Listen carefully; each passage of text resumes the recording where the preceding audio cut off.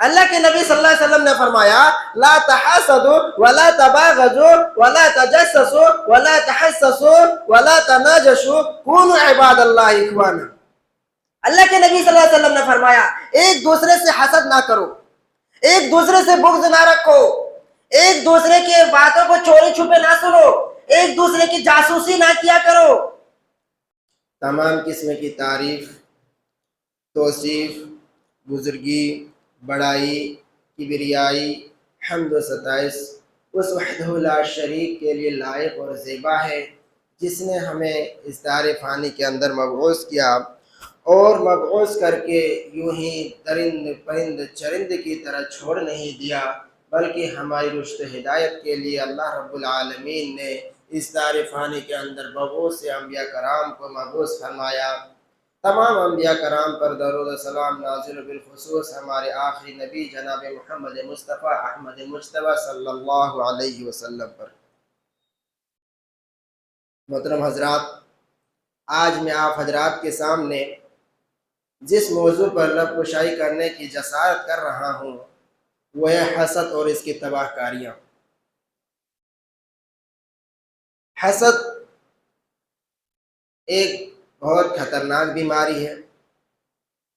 جس شخص کے اندر یہ بیماری پائی جاتی ہے اس شخص کی زندگی ناخوشگوار گزرتی ہے۔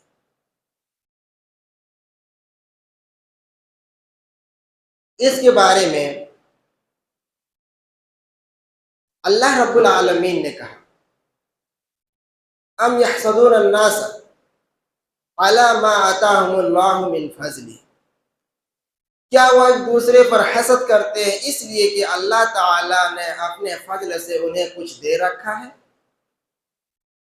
مزید اللہ کے نبی صلی اللہ علیہ وسلم کہتے ہیں، فرماتے ہیں کہ حسد نہ کرو، بغض نہ رکھو،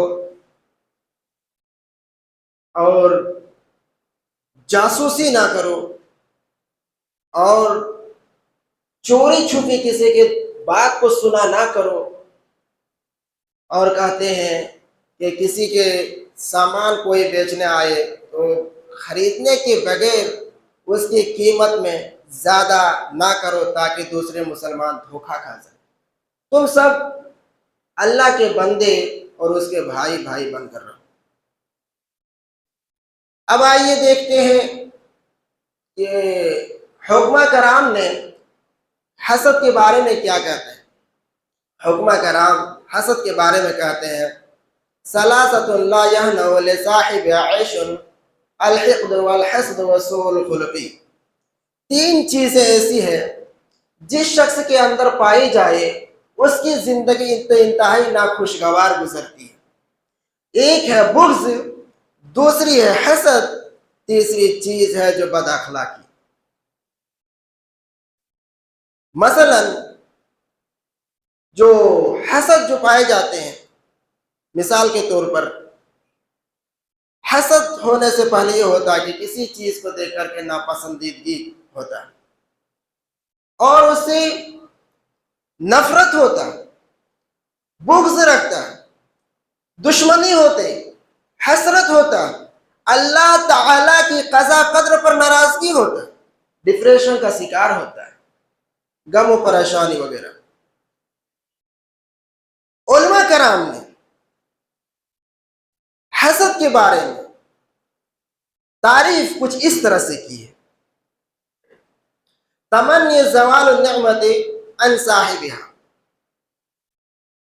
صاحب نعمت سے نعمت کے چھن جانے کی تمنا کرنا، یکرہ النعمت عند غیر وتمنی زوالها، کہتے ہیں کہ کسی کے پاس کوئی نعمت ہو اور اسے ناپسند کرے اور تمنا کرے کہ وہ نعمت زوال ہو جائے، ختم ہو جائے، برباد ہو جائے۔ یہ علماء کرام کی تعریف تھی جو حسد کے بارے میں کہتے ہیں۔ فار ایگزامپل، مثال کے طور پر کوئی آدمی اچھا کاروبار آدمی اور ایک دوسرا اس پر حسد کرے اور اس نعمت کو وہ ناپسند کرے اور حسد اس طرح سے کرے کہ کاش یہ نعمت جو اس کے پاس ہے یہ برباد ہو جاتی. یا کوئی آدمی کسی شخص کے پاس عمدہ اور خوبصورت گھڑی دیکھے اور اس گھڑی کو ناپسند کرے اور اس کے دل میں یہ تمنا ہو، یہ خواہش ہو کہ کاش یہ گھڑی اس شخص کے پاس نہ ہو. یا کوئی شخص کسی کے پاس اچھے کار دیکھے، اچھے گاڑی دیکھے اور ناپسند کرے اس چیز کو اور اس کے دل میں یہ خواہش ہو کہ کاش یہ گاڑی جو اس کے پاس ہے ایکسیڈنٹ ہو کر کے برباد ہو جائے، ختم ہو جائے اور اس کے پاس وہ گاڑی نہ رہے. اسی طرح سے کوئی طالب علم کلاس میں اول پوزیشن پر آتا، دوسرے طالب علم اس سے حسد کرتا ہو، کاش کہ یہ شخص اس پوزیشن پر یہ آدمی نہ رہے یا یہ طالب علم اس پوزیشن پر نہ رہے. آدمی حسد کرتا. اس طرح سے مثال ہے. یا ایک خاتون دوسرے خاتون کے حسن و جمال کے بارے میں یہ ناپسند کرے اور یہ خواہش ظاہر کرے کہ کاش اس کی حسن و جمال ختم ہو جاتے. یا کوئی شخص کسی کو لباس، اچھا لباس دیکھے اور ناپسند کرے اور دعا کرے کاش کہ اس کے جسم میں عمدہ لباس نہ ہوتی. یہ مثالیں اور ان جیسے بہت سارے دیگر مثالیں حسد کی مفہوم کو واضح کرتی ہیں. حسد کی مفہوم کو واضح کرتی ہے. در حقیقت حسد کہتے ہیں کسی کے پاس کسی نعمت کو دیکھ کر اسے چھن جانے کی تمنا کرنے کا نام حسد ہے. بسا اوقات ایک انسان صرف یہ تمنا کرتا ہے کہ یہ نعمت جو فلاں شخص کے پاس ہے چاہے مجھے ملے نہ ملے لیکن اس کے پاس نہیں ہونی چاہیے. یا بسا اوقات ایک انسان صرف یہ تمنا کرتا ہے جو کسی کے پاس نعمت دیکھتا ہے، یہ نعمت جو اس کے پاس ہے اس کے پاس نہیں ہونی چاہیے بلکہ میرے پاس ہونی چاہیے نعمت. یہ دونوں صورتوں میں اسے حسد کہا جاتا ہے. آئیے دیکھتے ہیں حسد اور رشک کسے کہتے ہیں. حسد اور رشک میں کیا فرق ہوتا ہے؟ آپ نے جان لیا کہ حسد کہتے ہیں کسی کے پاس کوئی نعمت وہ چھن جانے کی تمنا کرنے کا نام حسد ہے، جبکہ رشک یہ ہے کہ کسی کے پاس کوئی نعمت دیکھے اور جو اللہ نے اس کو نصیب کیا ہے تو وہ آدمی دعا کرے کہ اللہ مجھے بھی اس طرح کی نعمتیں مجھے بھی نصیب عطا کرے. تو یہ حسد ہے. مثلا کوئی آدمی بڑے کاروبار ہے اور اچھے بزنس مین ہے، ایک کاروباری آدمی تمنا کرتا ہے کہ کاش اس جیسے میرے کاروبار بھی ترقی کر جائے، اس جیسے میرا کاروبار بھی ترقی کر جائے. یا کسی کے پاس عمدہ گھڑی دیکھے، عمدہ کار دیکھے، یا کسی کے پاس اچھے سواری دیکھے یا اچھے لباس دیکھے، کاش کہ میرے پاس بھی ایسا ہوتا. تو یہ کیا ہے؟ یہ تمنا کرنا، یہ رشک ہے. اس کے بارے میں عبداللہ بن عمر رضی اللہ عنہ کی حدیث ہے جو مسلم شریف کی روایت ہے کہ لا حسد الا فی سنتین رجل آتاہ اللہ القرآن فهو یقوم به آناء اللیل وآناء النہار ورجل آتاہ اللہ مالا فهو ينفق آناء اللیل وآناء النہار. کہتے کہ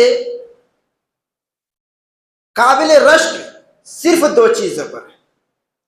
ایک وہ چیز ہے جسے اللہ تعالیٰ نے قرآن کا علم دیا ہے جس کے ذریعے وہ چنانچہ وہ رات و دن میں اس کے ساتھ قیام کرتا ہے. دوسرا وہ چیز ہے جس کو اللہ نے مال عطا کیا ہے چنانچہ دن اور رات کے اوقات میں اس کو وہ خرچ کرتا ہے. اس نصوص سے پتہ چلا کہ جس شخص کے پاس اللہ تعالیٰ نے قرآن کا علم دیا ہے دوسرے آدمی یہ تمنا کرے، یہ خواہش ظاہر کرے کہ پروردگار جس شخص کے تو نے یہ نعمت دیا ہے، قرآن کا جو علم دیا ہے، یہ 5 وقت نمازوں میں پڑھتا ہے اور دیگر اوقاتوں میں بھی یہ قرآن کو پڑھتا ہے، یا اللہ مجھے بھی تو حافظ قرآن بنا دے تاکہ میں بھی تیری قرآن کو میں پڑھوں اور میں ثواب کماؤں. اس طرح کی وہ تمنا کرتا ہے تو اسے رشک کہتے ہیں. یہ جائز ہے. اور ایک چیز یہ ہے کہ کوئی آدمی کے پاس بہت زیادہ مالدار آدمی ہے، بہت مال ہے، اور وہ اللہ کی راہ میں دن اور رات خرچ کرتا ہے، تو دوسرا شخص یہ تمنا کرتا ہے کہ آج کہ میرے پاس بھی اس طرح کی دولت ہوتی تاکہ میں بھی اللہ کی راہ میں دن اور رات خرچ کرتا. تو یہ رشک ہے اور یہ جائز ہے، اس کو رشک کہتے ہیں اور یہ جائز ہے. اب آئیے دیکھتے ہیں کہ حسد کی مذمت اور اسے ممانعت.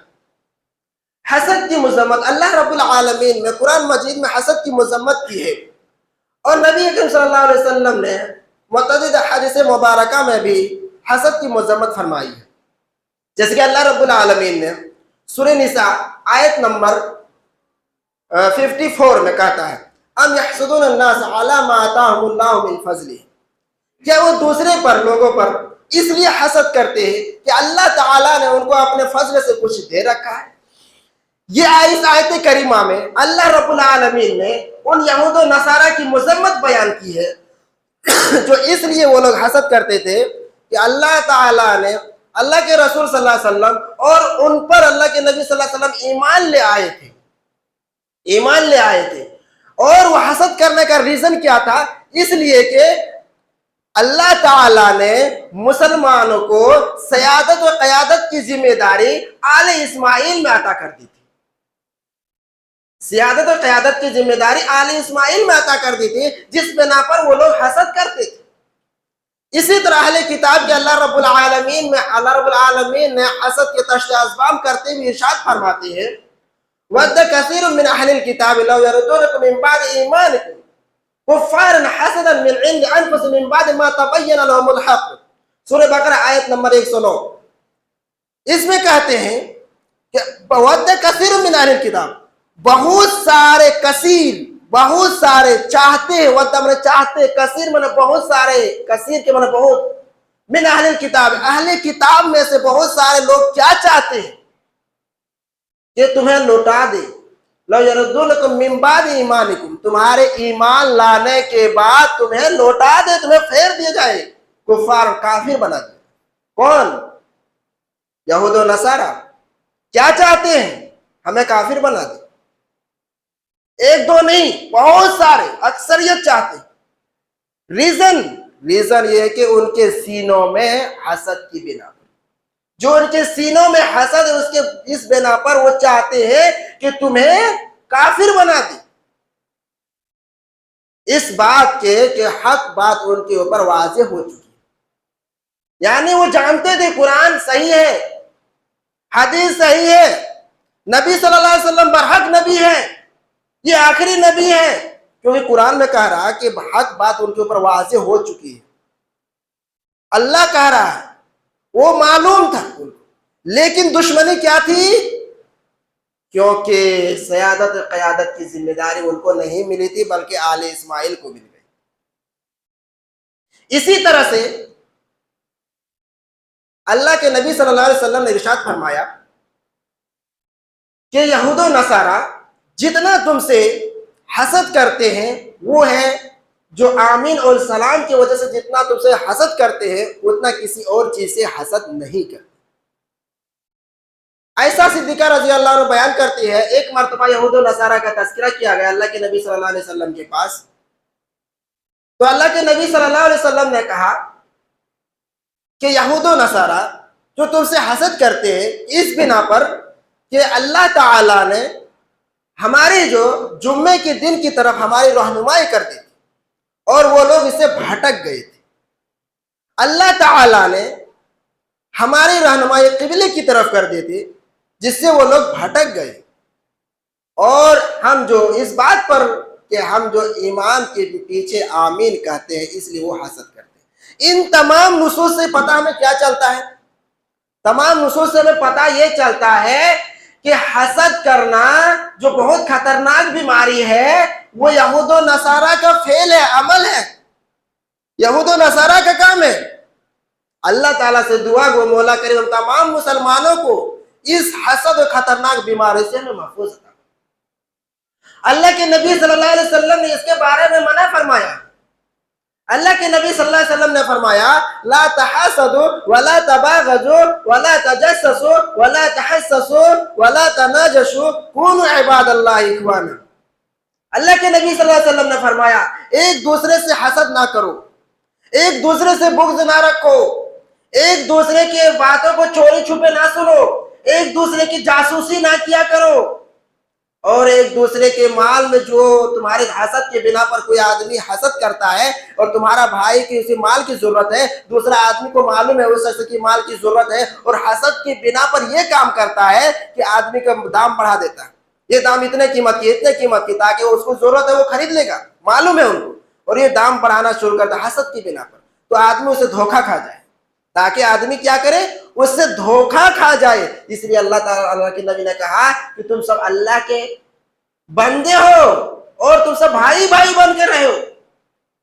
تو اس حدیث میں ہمیں کیا پتہ چلتا ہے کہ بغض نہیں کرنا چاہیے، ایک دوسرے سے حسد نہیں کرنا چاہیے، بغض بھی نہیں کرنا چاہیے، اور نہ ہی کسی کے چوری چھپے کسی کو بات سننا چاہیے، کسی کی بات کو چوری چھپے نہیں سننا چاہیے۔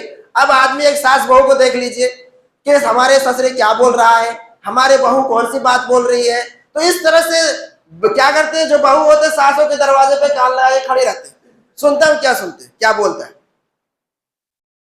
جبکہ حدیث میں کیا ہے، منع کیا ہے۔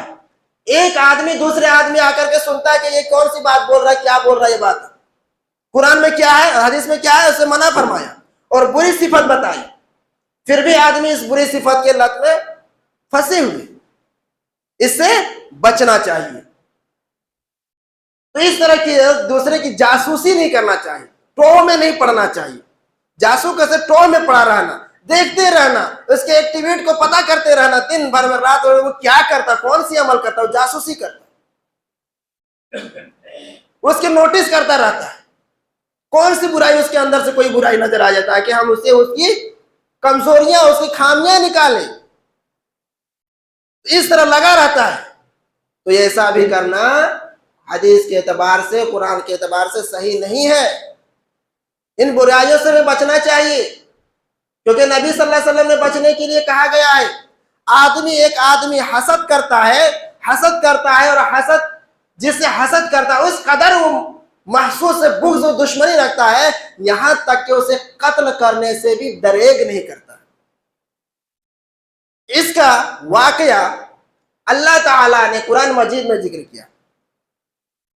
اللہ رب العالمین کہتے ہیں وَاتْلُ عَلَيْهِمْ، اللہ کے نبی کو کہہ رہے ہیں کہ اے نبی آپ ان کو تلاوت کر کے سنا دیجیے، نَبَأَ ابْنَ آدَمَ بِالْحَقِّ، جو قرآن کہہ رہے ہیں نَتْلُ عَلَيْهِمْ نَبَأَ ابْنَ آدَمَ بِالْحَقِّ، کہتے ہیں اللہ تعالیٰ کہ آدم علیہ السلام کے بیٹوں کے سچے واقعات کو سنا دیجیے، جب ان دونوں نے کیا کرا، اللہ کے راہ میں قربانی دیا۔ ایک آدمی کی قربانی قبول ہو جاتی ہے، دوسرے کی قبول نہیں ہوتی ہے، جو اس میں آتا ہے کہ حابیل و قابیل کا قصہ ہے۔ حابیل نے کیا کرا، قربانی کو قبول کر لیا اللہ تعالیٰ نے، اور قابیل کی قربانی کو قبول نہیں کیا، تو انہوں نے حسد کیا، حسد سے اسے کہا کہ میں تجھے ضرور قتل کر دوں گا، ضرور تمہیں کیا کروں گا۔ حسد تھا، دونوں بھائی تھے، لیکن کیا تھا، حسد تھا، میں تجھے قتل کر دوں گا۔ تو وہ حابیل کہتے ہیں کہ اگر تو نے ایسا کیا تو اللہ تعالیٰ جو میرے گناہوں اور اپنے گناہ کو، تمام گناہوں کو لے کر کے سمیٹ کر کے تو ظالموں میں سے ہو جا اور تو جہنم والوں میں سے ہو جا۔ جب یہ بات سننے کے باوجود، حابیل کی یہ بات سنا انہوں نے، اس کے باوجود جو حسد کر رہا تھا قابیل کو، اس پر رحم نہیں آیا، اس پر کوئی اثر نہیں کیا، اور لاسٹ میں ایسا وقت آیا کہ انہوں نے حابیل کو قتل کر دیا۔ حابیل کو کیا کرا، قتل کر دیا، مار ڈالا۔ تو اس طرح سے انسان جب حسد کرنا شروع کرتا ہے، تو حسد سے اسے پہلے ناپسند ہوتا ہے، ناپسند آتا ہے، پھر اس سے کیا ہوتا ہے، اس سے نفرت آتا ہے، دوری بنا لیتا ہے، اس سے دور ہوتا آدمی، پھر دور ہونے کے بعد وہ کیا کرتا ہے، اسے دشمنی پیدا ہوتی ہے، دشمنی، اس سے بغض کینہ دل میں رہتا ہے، کیا کرتا اور افسوس بھی کرتا جس سے حسد کرتا. ایسا ہوتا ہے. جبکہ اللہ کے نبی صلی اللہ علیہ وسلم نے کہا, کیا کہتے ہیں اللہ کے نبی کہتے ہیں دب الیکم داء الامم قبلکم الحسد والبغضاء. اللہ کے نبی نے کہا کہ تمہاری طرف پہلی امتوں کی ایک بیماری چل نکلی ہے. وہ بیماری کیا ہے؟ حسد اور بغض. حسد اور بغض ہے. تمہاری طرف پہلی امتوں کی ایک بیماری چل نکلی ہے. یعنی تمہارے امتوں میں تمہارے درمیان وہ برائی پائی جاتی ہے جو پہلی امتوں میں پائی جاتی تھی. یعنی وہ برائی تمہارے پاس بھی آ گئی. اور ایک برائی اتنا خطرناک ہے کہ یہ برائی صفایا کر دیتی ہے. اللہ کے نبی نے تشریح کرتے ہوئے کہتے ہیں برائی صفایا کر دیتی ہے. اور میں یہ نہیں کہتا ہوں کہ بالوں کو صفایا کر دیتی ہے, بلکہ تمہارے دین کو صفایا کر دیتی ہے. حسد کیا اللہ کے نبی نے کیا کہا؟ تمہارے دین کو صفایا کر دیتے. بالوں کو تشریح کر کے دیے, وہ مثال دے کے اللہ کے نبی سب سمجھا رہے ہیں کہ بالوں کو صفایا نہیں کرتی ہے بلکہ تمہارے دین کو صفایا کر دیتی ہے. اتنے خطرناک اور ڈینجر بیماری ہے. تو ان بیماریوں سے ہمیں کیا چاہیے؟ بچنا چاہیے. آپ کو روایت یاد ہوں گے کہ ایک مرتبہ ایک صحابی نہانے گئے تھے تو ایک آدمی نے کہا ارے آپ کی جلد کتنی خوبصورت ہے. تو آدمی گر گیا, تھرا کے گر گیا, گش کھا کے گر گیا اور شدید بخار ہو گئی. ان کو بخار ہو گئے. جب اس آدمی کو اٹھایا گیا, صحابہ نے آئے ان کو اٹھایا, اللہ کے نبی نے ان سے پوچھا کہ کیا انہوں نے اس آدمی کو کیا ہوا ہے؟ تو وہ آدمی کہتے ہیں اللہ کے نبی میں نے کہا کہ تمہاری جلد کتنی خوبصورت ہے, کنواری لڑکی کی طرح تمہاری جلد خوبصورت ہے. تو میں نے کہا اور آدمی گش کھا کے گر گیا. تو اللہ کے نبی صلی اللہ علیہ وسلم نے کہا کہ تم کیا اپنے ساتھیوں کو مارنا چاہتے ہو؟ یعنی اس کی نظر بد لگ گیا تھا. اس کو کیا لگ گیا تھا؟ نظر بد لگ گیا تھا. جس بنا پر اس کو اللہ کے نبی نے وضو کرا اور وضو کے پانی اس پر چھڑکا گیا, وضو کر کے اس کے پانی چھڑکا گیا تو اس کے نظر بد کو اتارا گیا. اسی طرح جب انسان کو کسی کے پاس کوئی نعمت دیکھے تو کیا کرے؟ کم سے کم ماشاء اللہ کہے, اللہ کی نام لے. تو کیا ہوتا ہے؟ کیونکہ دل میں جو حسد جو والی جو چیز ہوتی ہے, وہ جو مادہ ہوتی ہے, اللہ کی ذکر لینے نام لینے سے وہ ختم ہو جاتی ہے. وہ مادہ کیا ہوتی ہے؟ ختم ہو جاتی ہے. اور آدمی ماشاء اللہ یا بارک اللہ فی جو دعا ہے تو کون شخص دے گا؟ کیا وہ شخص تمہیں دعا دے گا جو تمہارے مال میں اضافہ چاہتا ہو, یا وہ شخص دے گا جو تمہارے مال میں بربادی چاہتا ہو؟ آپ بول سکتے ہمیں وہ شخص دعا دے گا جو شخص ہمارے مال میں یا ہماری خوشی میں, جو شخص خوشی میں شریک ہونا چاہتا ہو, وہ شخص اس شخص کے لیے دعا دے گا. کوئی اچھی چیز دے کے ماشاء اللہ لا قوت الا باللہ یہ بولے گا آدمی, بہت اللہ نے بہت خوب, اللہ نے بہت اچھا عطا کیا. کوئی توفیق دینے والا نہیں مگر اللہ کی توفیق سے ہوتا. تو اس طرح کون دعا دے گا؟ جو شخص تمہارے مال میں اضافہ چاہے گا, برکت چاہے گا, تمہارے مال میں اچھا چاہے گا, جس کے دل میں کچھ نہ رہو. حالانکہ یہ بات پائے جاتے ہیں کہ حسد سب کے اندر ہوتی ہے. حسد سب کے اندر ہوتی ہے, تھوڑے بہت ہوتے ہیں. اور حالانکہ کچھ ایکسپشنلی جیسے کہ اولیاء, شہداء, صدیقین ویسے کہ چھوڑ کر کے تمام لوگوں کے اندر حسد ہوتے ہیں. لیکن اچھے لوگ کیا کرتے ہیں کہ حسد کو دباتے ہیں. کیا کرتے ہیں؟ حسد کو دباتے ہیں اور دبا کر آہستہ آہستہ اس کو ختم ہو جاتے ہیں. اور برے لوگ کیا کرتے ہیں؟ علامہ ابن تیمیہ کہتے ہیں کہ برے لوگ حسد کو ٹون مار کر ظاہر کرتے ہیں, بری بات بول کر اظہار کرتے ہیں. علامہ ابن تیمیہ کیا کرتے ہیں کہ برے لوگ جو ہوتے ہیں حسد ٹون مار کر اظہار کرتے ہیں, بری بات بول کر اس کو ظاہر کرتے ہیں.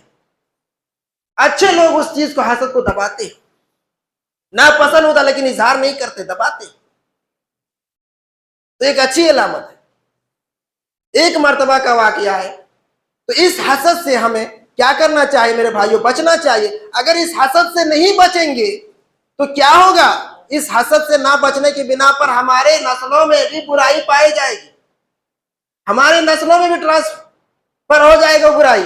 ایک مرتبہ کا ایک واقعہ ہے کہ ایک عربی عورت کالے حبشی بچے کو جنم دیا، ایک عربی عورت نے حبشی بچے کو جنم دیا۔ اب اس کا شوہر نے اپنی بیوی پر الزام لگا دیا، کیا تم نے کیا کیا، یہ بچہ کیسے ہوا، یہ بچہ کہاں سے آیا؟ تو یہ بات جب اللہ کے نبی صلی اللہ علیہ وسلم کو پتا چلا تو اللہ کے نبی صلی اللہ علیہ وسلم نے اس شخص کو پکڑا اور اونٹوں کے باڑوں میں لے گیا۔ اللہ کے نبی نے اس کو پکڑا اور اونٹوں کے باڑوں میں لے گیا، لے کر جا کر کے دیکھا کہ اونٹ طرح طرح کے یہاں پہ ہیں۔ اللہ کے نبی صلی اللہ علیہ وسلم نے جو ڈارک کلر کا بھورے رنگ کا ایک اونٹ تھا اور سفید اونٹوں میں سے پوچھا، یہ ڈارک کلر کا اونٹ کہاں سے آیا؟ اللہ کے نبی اس آدمی سے پوچھتا ہے کہ ڈارک کلر کا اونٹ کہاں سے آیا؟ تو وہ آدمی جب سے پوچھا گیا تو وہ آدمی کہتے ہیں کہ اس کے پہلے 7 پشت پہلے کیا تھے، ایک بھورے رنگ کا تھا، جس کی وجہ سے اب جا کر کے یہ ظاہر ہوا۔ کیا ہوا؟ اب جا کر کے ظاہر ہوا۔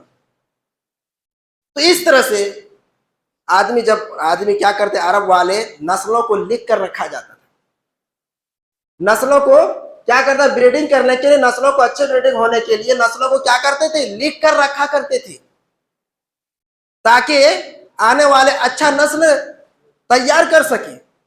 تو اس طرح سے جب انہوں نے الزام کو سنا کہ 7 پشت پہلے یہ نسل یہ تھا، اس کی وجہ سے آج وہ ظاہر ہوا، تو انہوں نے اپنی شکایت کو واپس لے لیا۔ جو اپنی بیوی پر الزام لگایا تھا انہوں نے اس اپنی شکایت کو واپس لے لیا اور وہ کہا کہ مجھے اب سمجھ میں آ گیا۔ اسی طرح سے کسی کے یہاں کوئی بچہ چوری کرتا ہے، بچہ کوئی چوری کرتا ہے تو کوئی آدمی بولا ارے اس کے خاندان میں چور نہیں تھے، یہ بچہ چوری کیوں کر رہا ہے؟ تو دوسرا کوئی بولتا ارے اللہ معاف کرے، اس سے پہلے ان کے پردادا تھا، ایک آدمی تھا جو چور تھا، اس کی صفت اس کے اندر آ گئی، اللہ معاف کرے بولتا ہے۔ تو اس طرح سے میرے بھائیوں، حسد جیسی بیماریوں سے نکلو تاکہ ہماری نسلوں میں اچھا ہو سکے، محفوظ ہو سکے، ہمارے آنے والے نسل سدھر سکے۔ یہ بیماریوں سے ہمیں بچنا چاہیے۔ عربی کا محاورہ ہے، کہتے ہیں لا یسود ولا یسود، کہتے ہیں کہ جو شخص کے اندر حسد پائے، لا حسود ولا یسود، جس شخص کے اندر حسد پائی جاتی ہے اس شخص کے اندر وہ قیادت نہیں کر سکتا، یعنی قوم کا لیڈر وہ شخص نہیں بن سکتا جس شخص کے اندر حسد پائی جاتی ہے، بڑے آدمی نہیں بن سکتا جس شخص کے اندر حسد پائی جاتی ہے، اچھا لوگ نہیں بن سکتا وہ جس شخص کے پاس حسد پائی جاتی ہے۔ یاد رکھو، قوم کا وہ لیڈر نہیں بن سکتا۔ یہ اب عربی محاورہ ہے۔ عربی محاورہ کیا ہے کہ قوم کے اندر وہ لیڈر نہیں بن سکتا ہے جس کے اندر حسد پائی جاتی ہے۔ اچھا بننا ہے، بڑے بننا ہے، تمام برائیوں کو ختم کرو۔ اللہ نے جو چیز کسی کو نعمت دیا ہے اسے اللہ سے دعا کرو، اللہ بھی مجھے نعمت دے، اس کی نعمت کے پیچھے کیوں پڑے؟ اس نے کی نعمت کے جلنے، برباد ہونے، خاک ہونے کے پیچھے کیوں پڑے ہو؟ آدمی جب حاسد جو ہوتا ہے، ایک تو محنت مزدوری کرتا نہیں ہے، بلکہ اللہ نے جس چیز کو کسی کو نعمت دیا ہے اس کی نعمت سے وہ جلتا ہے، حسد کرتا ہے، خود محنت مزدوری کرتا نہیں۔ تو یہ میرے بھائیوں، حسد جیسی کبھی بیماریوں سے بچو۔ اور حسد جو بیماری ایک ایسی ہے جو دنیا میں بھی ذلیل و خوار ہوں گے اور آخرت میں بھی جو ذلیل و خوار ہوں گے ہی ہوں گے، کہ ان کے پاس دین ہی نہیں رہے گا۔ کہ دونوں چیزیں، ایمان اور حسد، دونوں چیزیں جمع نہیں ہو سکتی ہے۔ حدیث شریف میں ابھی میں نے آپ حضرات یہ کہا ہے کہ حسد ایک ایسی بیماری ہے جو تمام ہمارے دین کو برباد کر دیتی ہے، صاف کر دیتی ہے۔ آخر میں اللہ تعالیٰ سے دعا گو مولا کریم ہم تمام مسلمانوں کو حسد جیسے کبھی بیماریوں سے بچنے کی توفیق عطا فرما۔ اے اللہ ہمارے درمیان مولا کریم جو پریشانی حال ہے، اے اللہ اس کی پریشانی کو دور عطا فرما۔ اے اللہ جو بیمار ہے مولا کریم اس کی بیماری کو شفا عاجلہ کاملہ عطا فرما۔ اے اللہ جو آج پورے دنیا مسلمان پریشان ہے مولا کریم اس کی پریشانی کو دور عطا فرما۔ اے اللہ آج ہم جس طرح سے جس حال میں مولا کریم، طرح طرح سے لوگ ہمیں ستائے جاتے ہیں، یا اللہ ہمارے درمیان ہمارے لوگوں میں ہمارے صفوں میں مولا کریم کو دلوں میں محبت پیدا عطا فرما۔ اے اللہ تمام مسلمانوں کے دلوں میں اخوت بھائی چارگی عطا فرما۔ اے اللہ جو مسلمان مر چکے مولا کریم، جو مسلمان ہے اللہ تو ان کی قبر کو نور سے بھر دے۔ اے اللہ آج ہم جس حال سے گزر رہے ہیں مولا کریم ہمارے اچھی حالت پیدا عطا فرما، اور ہمارے درمیان مولا کریم اچھے لیڈر عطا فرما، تاکہ ہمارے درمیان ہماری امت میں جو ہے ہمارے درمیان جو مسلمان ہیں مولا کریم اچھی حالت پر آ جائے۔ یا اللہ آج جس حالت سے گزر رہے ہیں اللہ ہماری حالت کو دور عطا فرما، اور تمام مسلمانوں کو دلوں سے بیماریوں کو دور عطا فرما۔ آمین۔ تقبل یا رب العالمین، وآخر دعوانا الحمدللہ رب العالمین۔